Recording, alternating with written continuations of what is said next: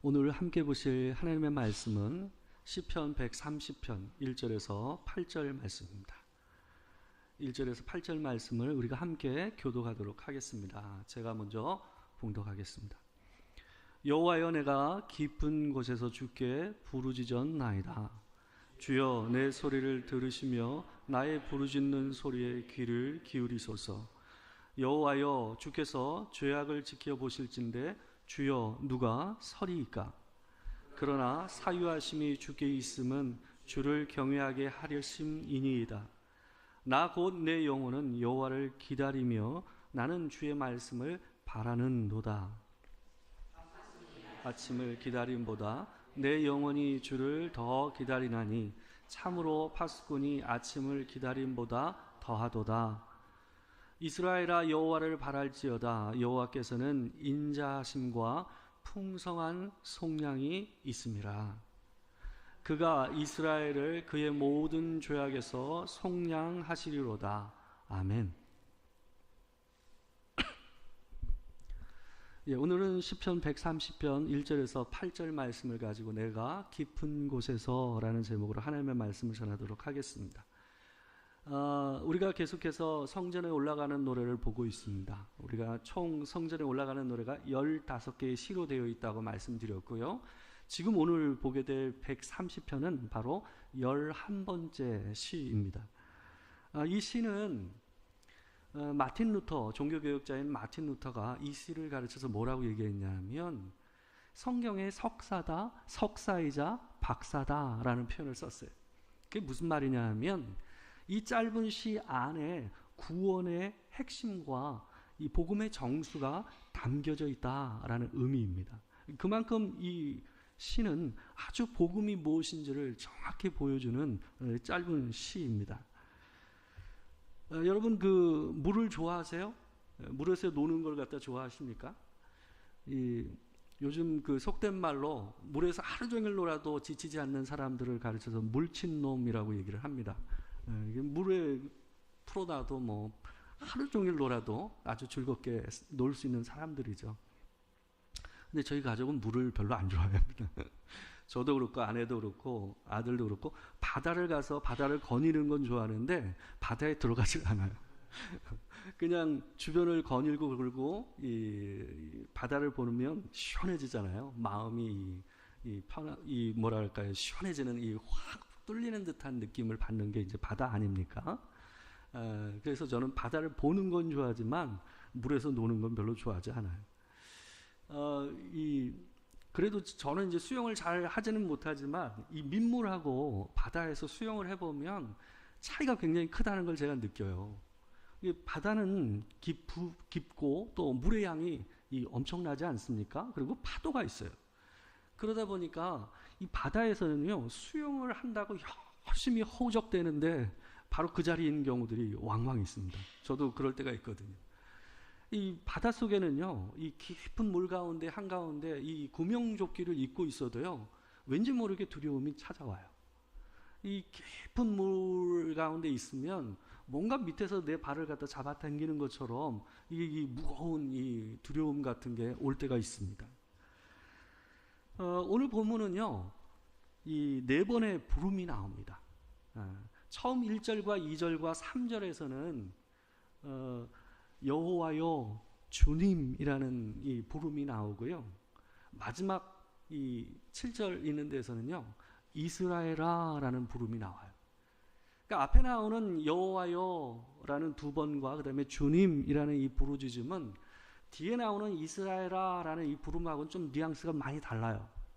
이 3번의 부름, 하나님을 부르는 이 부르짖음은 생명이 오고 가는, 죽음과 이 생명의 이 오고 가는 그 선에서 하나님을 향해서 간절히 부르짖는 하나님을 향한 부르짖음입니다.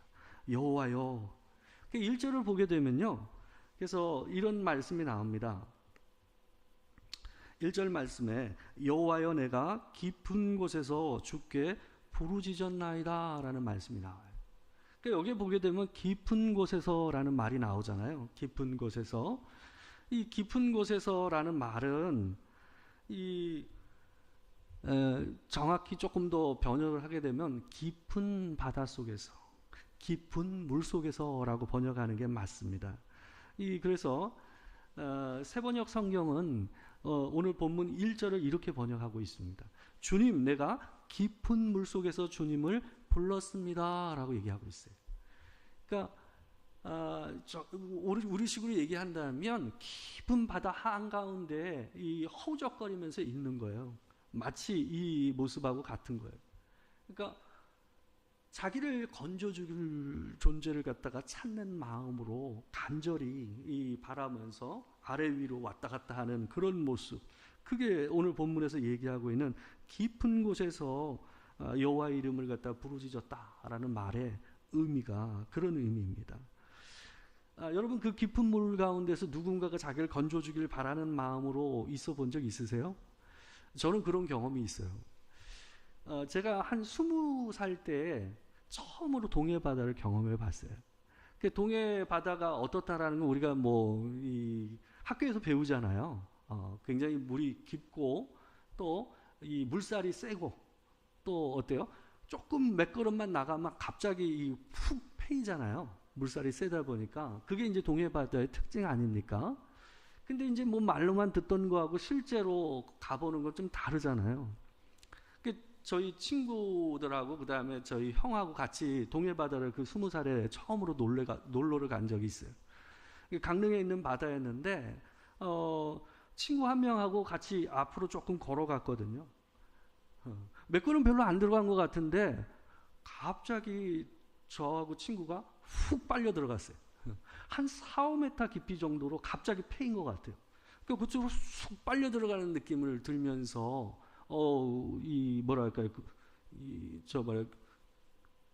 긴장을 해서 이 몸이 굳어가지고 수영도, 그나마 조금 하는 수영도 하지 못하고 막 위아래로 왔다 갔다 하는 모습으로 있었어요. 근데 그 와중에도요, 위로 왔다 갔다 하면서요, 바깥의 모습이 보이는 거예요. 저 해변이 있는데 저희 형하고 친구가 있는 모습이 보이더라고요. 저희는 막 죽겠다 하고 이러고 있는데 잘 모르는 거예요. 근데 나중에 물어보니까 제가 장난치는 줄 알았대요. 일부러 좀 장난치고 놀리느라고 그 짓을 하고 있다고 아마 생각한 것 같아요. 근데 조금 계속 그러고 있으니까 저희 형하고 친구가 바다로 뛰어든 거예요. 저 형이 먼저 왔어. 한 1m 앞에서, 제 앞에서 어떠냐, 다 꺾는 거예요. 제 앞에서 퍽 꺾는 거예요. 우리 형이 저를 갖다 건질 줄 알았는데 옆으로 툭 꺾더니 이 친구를 갖다 구해주는 거예요. 그리고 뒤에 오던 친구가 저를 구해줬어요. 옆에 있던 친구, 같이 저하고 물에 빠졌던 친구가 이쁜 여자였거든요. 이뻐야지 빨리 구조도 받아. 지금도 그 장면을 생각하면 저희 형한테는 배신.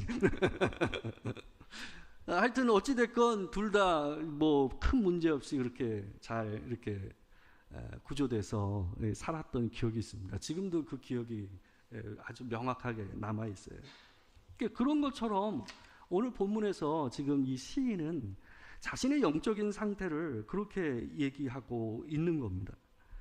내가 깊은 곳에서 여호와의 이름을 불렀다는 거예요. 부르짖었다라는 거예요. 실제로 과연 이 사람이 이 비유적인 표현으로서 자기가 깊은 물속에서 하나님의 이름을 부르짖었다라고 얘기하는 게 무엇인지를 오늘 본문 3절이 정확하게 얘기를 해주고 있습니다. 3절 있는 데를 보게 되면 이런 말씀이 나옵니다. 여호와여, 주께서 죄악을 지켜보실진데 주여 누가 서리까? 라고 얘기하고 있어요. 이 말은 뭡니까? 자기가 지금 얘기하고 있는 깊은 물속에서 허우적거리고 있는 그 상태를 뭐를 표현하고 있는 거예요? 자기가 죄의 바다에 빠져 있는 상태로 얘기하고 있는 거예요. 자기의 영혼이 죄 가운데서 허우적거리면서 스스로 빠져나올 수 없는 상태 가운데 있다라는 얘기를 갖다가 지금 이 시인이 비유적으로 얘기를 하고 있는 겁니다. 이 사람이 정확하게 표현하고 있는 거예요. 사람은 자기가 빠진 죄 가운데서 자기 스스로 빠져나올 방법이 없어요. 마치 이 사람이 표현하고 있는 대로 망망바다 한가운데에 홀로 허우적거리면서 위아래로 왔다 갔다 하고 있는 모습이 우리의 죄 가운데 있는 영혼의 실존입니다. 시인은 오직 이 순간 여호와의 이름만을 부릅니다. 지금 이제 수능이 가까우잖아요. 그죠? 수능이 가까울 이 즈음만 되면 큰 교회들은 뭘 하냐면 수능 준비 기도회라는 걸 해요. 수험생들을 위해서. 되게 수험생들이 큰 교회들 같은 경우는 매년 막 수십 명 되니까 그 아이들을 위해서 한 달, 두 달 전부터 기도를 한다든지 40일 기도회 이런 것들을 합니다. 근데 이제 제가 예전에도 말씀드린 적 있지만 이런 기도회를 하잖아요. 그러면 예수를 잘 믿는 사람만 오는 게 아니에요. 평상시에 교회 안 나오고 열심도 없었던 사람, 예수를 믿지도 않는 사람인데도요, 급하면 어때요? 나와요. 심지어 어떤 사람도 오냐면요, 불자가 오는 것도 저는 봤어요. 동네 절 다니는 사람이에요. 그러니까 하여튼 자식이 잘 된다고 한다면 어떠겠어요? 그냥 하나님이든 부처든 누구나 걸려라요. 그냥 누구 돕는 사람 우리 편이에요, 그냥. 그런 마음으로 오는 거예요. 저 기가 막혀서 제가 그때 그래서 절에 다니는 사람도 급하면 그냥 지금 내가 죽게 생겼는데, 내가 지금 마음이 급한데 뭘 부처를 따지고 하나님 따지고 그러겠냐는 거죠. 근데 이 시인은요, 자기가 생과 사의 갈림길에서 그런 상황 가운데서 다른 이름을 부르지 않아요. 이 사람은 한 분 하나님의 이름만을 부르고 있다라는 거예요. 죄의 문제하고 관계돼서 우리를 그 바다 망망대해에서 건져 주실 수 있는 분은 하나님 외에는 없다라는 것을 이 사람이 명확하게 얘기를 하고 있는 거예요. 우리가 함께 봉독했던 개역개정판을 보게 되면 그 번역이 명확하지가 않습니다. 그 뉘앙스를 제대로 살리지 못했어요. 근데 새번역 성경을 보게 되면 이 시인이 강조하고 있는 게 명확하게 드러납니다. 이 시가 1절에서 8절이에요. 8구절이 있는 시임에도 불구하고 이 시 안에요, 주님만이라는 이 표현이요, 6번이 나옵니다. 4절부터 그게 집중적으로 나오고 있거든요. 4절에 보십시오. 용서는 주님만이 하실 수 있는 것이므로 우리가 주님만을 경외해야 합니다. 7절에서는 이스라엘아 주님만을 의지하여라. 주님께만 인자하심이 있고 속량하시는 큰 능력은 그에게만 있다. 8절에서는 오직 주님만이 이스라엘을 모든 죄에서 속량하신다. 이 시인은 계속해서 그걸 강조하고 있는 거예요. 하나님 외에 이 깊은 물속에서 허우적거리는 우리의 죄를 해결해 주시고 용서해 주실 수 있는 분은 없다라고 강조해서 얘기를 하고 있는 겁니다. 이 종교개혁자인 이 마틴 루터가요, 이 수돈에서 오랜 동안 수련을 했습니다. 이 사람이 이 마틴 루터가 이 신앙생활을 했던 그때만 하더라도 이 로만 캐토릭에서 가지고 있었던 구원관이 어땠냐 하면, 사람이 선행을 행하고 고행을 통해서 스스로 고난의 삶을 선택하고 하나님 앞에 살아가면 하나님께서 은혜를 베푸셔서 그를 구원하신다라는 그런 구원관을 가지고 있었어요. 그래서 이 사람은 수도원에서 굉장히 절제된 삶을 살았어요. 금식도 하고 기도도 길게 하고 스스로 가난한 옷, 아주 허한 옷을 갖다 입고 다니며 어땠어요? 자기의 삶을 절제하며 고행을 하며 선행을 하며 삶을 살았어요. 왜요? 그래야 구원을 받는다고 생각했으니까. 그래야 하나님의 의에 도달할 수 있다라고 생각했기 때문에 마틴 루터는 오랜 시간 그런 생활을 했습니다. 근데 그런 생활을 하면 할수록 어떻게 된 거예요? 스스로 자기가 하나님의 의에 도달했다고 표현할 수가 없는 거예요. 결코 자기 속 안에 있는 죄를 자기가 제어할 수 없다라는 그런 존재 자체만을 확인할 뿐이었던 거예요. 이 사람이 마지막으로 이 문제를 해결하고자 하는 소망을 가지고 어디를 갔냐 하면 로마에 있는 라테란 성당이라는 성당을 갔어요. 그 성당에는 뭐가 있었냐 하면, 여러분 보시는 사진에 보이는 것처럼 이 빌라도의 계단이라고 알려져 있는 28개의 계단이 있었습니다. 이 계단은 콘스탄티누스라는 이 로마 황제의 어머니였던 헬레나가 이 빌라도 총독이 예수님을 재판했던 그 총독 관저 있죠. 거기에 있었던 계단을 옮겨가지고 이 성당에다 옮겨놓은 걸로 알려진 계단입니다. 28개로 되어 있는 대리석 계단이에요. 근데 여러분이 보시는 그 사진을 보게 되면 이 나무 판넬이 다 깔려져 있는 걸 볼 수가 있어요. 이게 왜 그러냐 하면 하도 많은 사람들이 여기 와서 무릎으로 이 계단을 올라가니까 닳고 닳지 않겠어요? 이걸 보존하기 위해서 이 사람들이 여기다 나무 이 판넬을 깔아가지고 해놓은 거예요. 보게 되면 색깔이 좀 다르잖아요. 위 있는 데가. 그죠? 사람들은 여전히 지금도 어때요? 자기 스스로 무릎을 꿇어서 이 대리석 바닥을 갖다가 올라가면 어땠겠습니까? 지금은 나무 판넬이지만 쓸리잖아요. 무릎이 다 까지고 정경이가 까지는 그런 가운데서 이 28개 계단을 갖다가 기어서 올라가는 거예요. 마지막 소망을 가지고 마틴 루터도 어때요? 여기서 하나님에 의해 이룰 수 있지 않을까 하는 소망을 가지고 마틴 루터 이 계단을 어떻게 했어요? 이 대리석 꺼끌꺼끌한 바닥을 갖다가 살이 긁히며 피를 흘리며 어떻게 했어요? 기어서 올라가고 있었어요.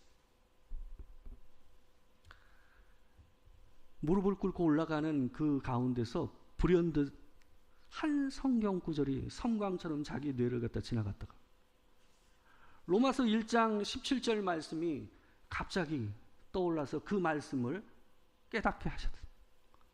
같이 한번 읽어보겠습니다. 시작. 복음에는 하나님의 의가 나타나서 믿음으로 믿음에 이르게 하나니 기록된 바 오직 의인은 믿음으로 말미암아 살리라 함과 같으니라.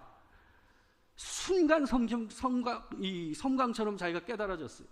내가 무릎으로 고행을 하며 이 거친 돌을 갖다 긁어가며 올라간다고 해서 이룰 수 있는 게 하나님의 의가 하나님의 구원이 아니구나 하는 게 느껴졌어요. 뭐예요? 하나님의 의, 하나님의 구원은 나타나는 거예요. 내가 이루는 게 아니에요. 예수 그리스도를 보내셔서 우리 가운데 허락하신 그 구원, 그 구원은 우리 가운데 나타나는 거지 내가 이루는 게 아니라 믿음에서 믿음으로만 이룰 수 있는 곳, 그것이 하나님의 의요 구원이다라는 것을 이 마틴 루터가 계단에서 무릎이 깨져가면서 올라가다가 이게 깨달음이 확 온 거예요. 그래서 그 순간 그 계단에서 벌떡 일어났어요. 수십 년을 선행과 고행을 통해서 기도를 통해서 이루려고 했던 그 의의 그 순간 그 말씀을 믿음으로 그가 어떻게 됐어요? 일어서게 된 거예요. 절대로 얻을 수 없었던 영혼의 자유와 영혼의 평안이 그 순간 그 영혼을 붙잡는 거예요. 그리고 이전에는 느끼지 못했던 사제의 기쁨과 은혜가 자기 온몸을 감싸는 것을 느낀 거예요. 그래서 종교개혁이 시작된 거예요.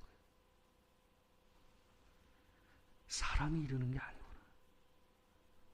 하나님만이 우리를 용서하시고 우리를 이 죄의 바다에서 건지실 수 있구나 하는 것을 루터가 깨달은 겁니다. 우리 스스로가 우리 영혼의 죄의 바다에 빠져있는 영적인 실존을 깨닫고 그것을 가지고 하나님 앞에 회개하고 용서를 받지 않으면 우리 안에는 사죄의 은혜와 그 기쁨과 자유와 평안이 들어올 수가 없어요. 3절과 4절 말씀을 보게 되면 오늘 본문에서 이렇게 얘기합니다. 여호와여 주께서 죄악을 지켜보실진데 주여 누가 서리이까? 그러나 사유하심이 주께 있으면 주를 경외하게 하심이니이다. 이 두 개가 그러나라는 이 역접 접속사로 연결이 되어 있어요. 자기가 하나님 앞에서 자기 죄된 모습으로 하나님 앞에 서 있을 때 하나님이 나를 보고 계신다면 과연 하나님 앞에 설 자가 누구냔 말이에요. 그러나 사유하심, 용서하심이 주께 있으면 주를 경외하게 하심이니이다.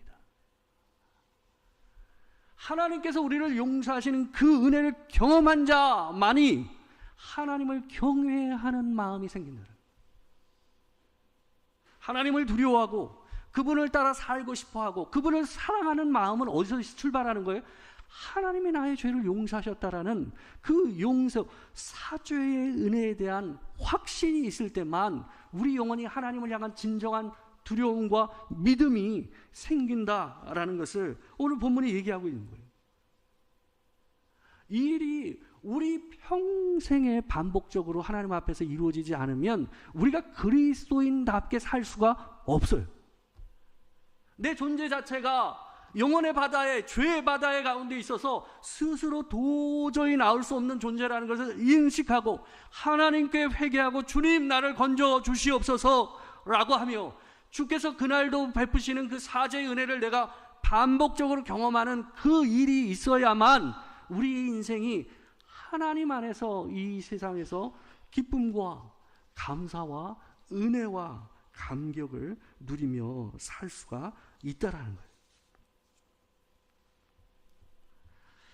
늘 지금 당장 해결해야 될 문제만을 가지고 하나님 앞에 나아가는 신앙이 아니라 영원한 것을 바라보고 또한 하나님 앞에서 내 삶에 문제가 있음에도 불구하고 헌신을 하고 섬기고 소망을 가지고 또한 기쁨으로 하나님 앞에 살아갈 수 있는 에너지 자체가 어디서 흘러나오는 거예요? 바로 이 사죄의 은혜에 대한 확신에서 나옵니다.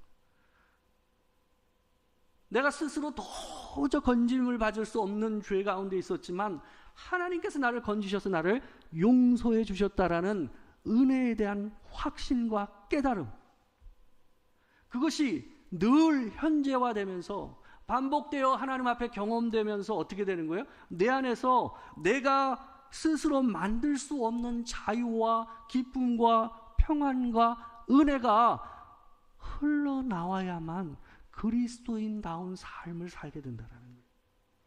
그거 없이는 그리스도인답게 사는 것이 있을 수가 없다라는 거예요. 하나님께서 나를 용서해 주셨다는 그 은혜에 대한 확신과 감격에서 헌신도 나오고 섬김도 나오고 소망도 나오고 사랑도 나오는 거예요. 그거 없이 나오는 헌신은 거짓이에요. 사죄 은혜가 없는, 그 기쁨이 없는 가운데 나오는 섬김은 의미가 없어요. 사도 바울이요, 이 고린도 교회 성도들에게 마게도냐에 있는 이 교회의 성도들의 헌신에 대해서 아주 특이한 이 사람들의 이 모습을 갖다가 칭찬하며 얘기하는 장면이 고린도후서 8장에 나옵니다. 고린도후서 8장 2절에서 5절 말씀을 보게 되면 아주 희한한 이상한 헌신에 대해서 얘기해요. 이상한 기쁨에 대해서 얘기해요. 여기 보게 되면 이렇게 얘기를 하고 있어요. 제가 한번 읽어드릴게요. 잘 보세요. 환난의 많은 시련 가운데서 그들의 넘치는 기쁨과 극심한 가난이 그들의 풍성한 연보를 넘치도록 하게 하였느니라. 내가 증언하노니 그들이 힘대로 할 뿐 아니라 힘에 지나도록 자원하여 이 은혜와 성도 섬기는 일에 참여함에 대하여 우리에게 간절히 구하니 우리가 바라던 것뿐 아니라 그들이 먼저 자신을 주께 드리고 또 하나님의 뜻을 따라 우리에게 주었도다. 2절을 보십시오. 얼마나 이상합니까? 환난의 많은 시련 가운데서 그들의 넘치는 기쁨, 이게 같이 공존해요. 이상하잖아요. 극심한 가난이 그들의 풍성한 연보를 넘치도록 하게 했다래요. 너무 역설적이고 어울리지 않는 단어 아닙니까? 이게 뭘 얘기하는 거예요? 극심한 가난과 환난이 있음에도 불구하고 그들의 영혼 가운데는 이 세상 사람들이 간직하지 못한 소유할 수 없는 기쁨이 있는 거예요. 그게 뭐예요? 예수 그리스도께서 우리를 용서하시고 우리를 받아주셨다라는 거예요. 그가 우리를 용서하셨고 그가 우리를 하나님의 자녀 삼아 주셨다라는 그 기쁨이 이들 안에 있는 거예요. 그러니까 일반 사람 같았으면 그 상황이면 기쁠 수가 없죠. 극심한 가난인데 어떻게 힘에 진하게 헌금을 하는 거예요. 말도 안 되는 얘기 아닙니까? 이게 그리스도인의 삶. 모든 것을 뛰어넘는 기쁨과 자유와 평안, 그게 어디서 흘러나오는 거예요? 내가 스스로 만들어낼 수 있는 게 아니에요. 그거는 하늘에서 오는 거예요. 하늘에서. 주의 보좌에서만 흘러나오는 자유와 평안과 기쁨. 삶의 모든 상황을 뛰어넘는 놀라운 고백과 헌신과 섬김. 그건 자기 열심에서 나올 수 있는 게 아니에요. 사도 바울은 그걸 얘기하고 있는 거예요. 너희 헌금 많이 해, 그 얘기하는 게 아니에요. 야, 얘네 헌금 많이 하는데 니네 왜 적게 하니? 이 얘기하고 있는 게 아니에요. 뭘 얘기하고 있는 거예요? 마게도냐 성도 안에 있는 그 복음의 기쁨과 구원의 감격을 이 고린도 교인들에게 얘기하고 있는 거예요. 우리에게도 그게 있어야 그리스도인다운 삶을 선택하게 되는 거예요. 헌신과 섬김이 내가 할 만해서 하는 게 아니에요. 하나님이 주신 기쁨과 감격과 은혜가 있으면 가난 중에도 하는 거고 바쁜 중에도 하는 거예요. 그게 우리 안에 존재하는 하나님의 신비입니다. 그게 그리스도인. 그게 그리스도인의 헌신이자 섬김이자 감격인 거예요. 그게 없이는 그리스도인이라고 할 수가 없어요. 그게 없이 있는 헌신과 섬김은요, 기복이 될 수밖에 없어요. 그리스도인의 사제의 은총에 대한 확신과 기쁨이 없으면 헌신과 섬김과 많은 기도, 많은 선행, 그게 무슨 소용이 있어요? 아무 의미 없어요. 그거는 마틴 루터가 대리석 바닥에다 자기 무릎 꿇는 거하고 똑같은 일이에요. 무슨 의미가 있습니까? 그것이 우리를 세우는 게 아닙니다. 우리를 세우는 것은 예수 그리스도의 보혈의 은혜인 줄 믿습니다. 그 은혜가 여러분과 제 영혼 안에 그리고 우리의 인생 안에 지금도 있고 계속해서 여러분과 함께하기를 주의 이름으로 축원합니다. 한 그리스도인 엄마하고 딸이 촬영한 영상을 제가 본 게 있어요. 거기 보게 되면요, 이 딸이 어렸을 때에 뭘 가지고 놀고 있었냐면 그 방습제 있잖아요. 김이나 이런 데 들어가 있는 그 제습하는 그 방습제, 실리카겔이라고 얘기하는 게 있습니다. 이 아이가 그걸 가지고 아마 놀고 있었나 봐요. 그러니까 엄마가 이제 약간 걱정이 돼서 애한테 그걸 뺏기보다는 애한테 그런 얘기를 했대요. 야, 너 그거 먹으면 죽어 라고 얘기했대요. 그리고 엄마는 이제 안방에 들어가고 아이는 거실에서 아마 그걸 가지고 놀았나 봐요. 근데 좀 지나서 아이가 울면서 엄마한테 뛰어들어오는 거예요. 얘가 가지고 놀다가 실리카겔이 터진 거예요. 그러니까 우리가 보통 그 작은 알갱이들 모을 때 어떻게 합니까? 얘가 이제 또 모은답시고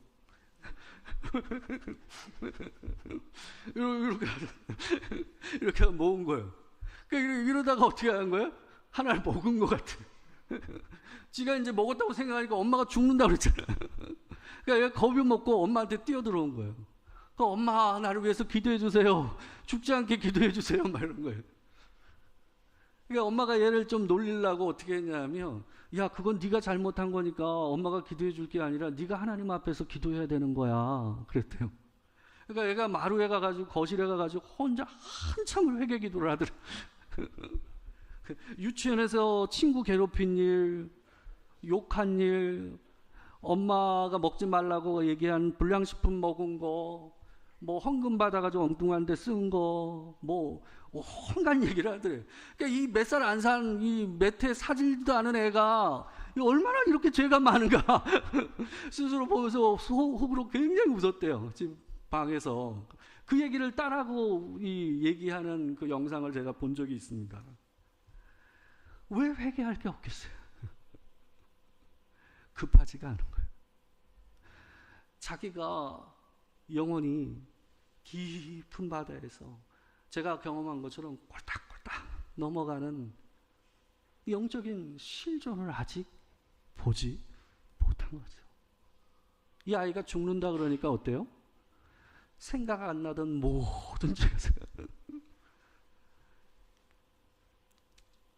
하나님 앞에서 늘 이 세상을 살면서 이 시인이 얘기한 것처럼 파수꾼이 아침을 기다리듯 하나님을 기다리고 그분을 바라보는 마음으로 사신 여러분과 제가 되길 주의 이름으로 축원합니다. 기도하겠습니다. 우리 이 시간 함께 한번 기도했으면 좋겠습니다. 주님, 주 앞에 나갈 존재가 못 되고 내 무릎을 대리석에 긁어도 하나님 앞에 나아갈 수 없는 존재입니다. 하나님, 그러나 거저 주께서 우리를 속량하셨고 당신의 아들을 아끼지 아니하고 내게 은혜 베푸셔서 내가 지금 이 자리에 있습니다. 주님 감사합니다. 우리 이 시간 함께 하나님 앞에 감사와 회개 기도를 함께 드리겠습니다. 사랑하는 주의 아버지 하나님, 주여, 내가 어찌 여기 설 수 있습니까?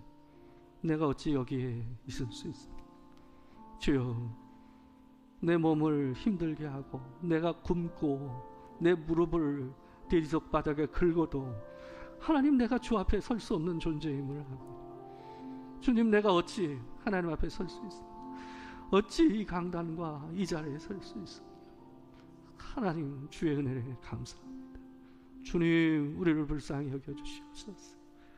우리의 죄와 우리의 연약함을 용서하시고 언제나 나를 용서하사 다시 나를 위하여 은혜 베푸시고 나를 용서하시길 기뻐하시는 주님, 주님을 찬양합니다. 주님 감사합니다. 하나님, 그 은혜로 살게 하옵소서. 그 기쁨으로, 그 감격으로 하나님 섬기고 헌신하고 소망하며 사랑하며 살게 하여 주시옵소서. 주님, 우리를 불쌍히 여겨 주시옵소서. 우리를 긍휼히 여겨 주시옵소서. 사랑하는 주님, 잊고 살았습니다. 때로는 내가 괜찮은 사람이구나 하고 생각한 적도 있습니다. 주님, 오늘 다시 하나님 앞에 깨달아 내 영혼의 무릎을 꿇어 하나님 앞에 엎드립니다. 주님, 우리를 용서하여 주시옵소서. 내 스스로 주 앞에 나갈 수 없는 존재요, 어떤 고행과 선행으로도 주 앞에 나갈 수 없는 존재라는 것을 하나님, 오늘 또 하나님 앞에 인정하며 주 앞에 엎드립니다. 우리를 구원하신 주님을 찬양합니다. 주님, 내게 허락하신 그 자유와 평안과 기쁨과 감격과 감사를 가지고 이 땅 가운데서 사람이 할 수 없는 일을 하고 살게 하소서. 이 땅에 세상의 사람들이 알지 못하는 것을 소망하고 그것을 바라며 살게 하여 주시옵소서. 지금 우리 주 예수 그리스도의 은혜와 아버지 하나님의 크신 사랑과 성령의 교통하심이 진실로 깊은 물속에서도 오직 주의 이름을 부르며 주께서 나를 용서하시고 나를 건져주시만을 바라는 마음으로 살기를 원하는 이 자리에 있는 모든 성도들 가운데, 함께하지 못하는 성도들 가운데 지금부터 영원토록 함께하시기를 축원하옵나이다. 아멘.